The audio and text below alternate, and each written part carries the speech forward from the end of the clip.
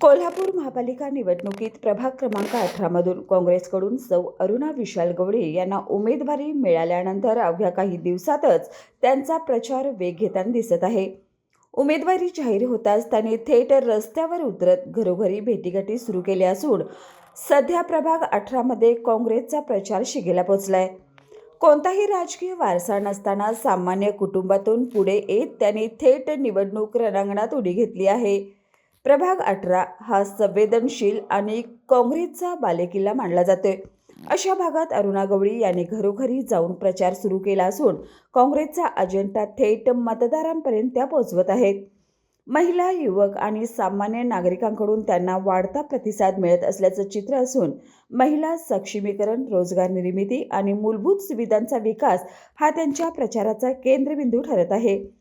घराणेशाहीला पर्याय म्हणून सामान्य नागरिकांच्या प्रश्नासाठी लढणारी उमेदवार अशी ओळख अरुणा गवळींच्या प्रभागात तयार होत असल्याचं दिसून येते. प्रभाग 18 मधील ही लढत घराणेशाही विरुद्ध सामान्य नागरिक असा वेगळा राजकीय अँगल घेत असल्याने या निवडणुकीकडे सर्वांचंच विशेष लक्ष लागले.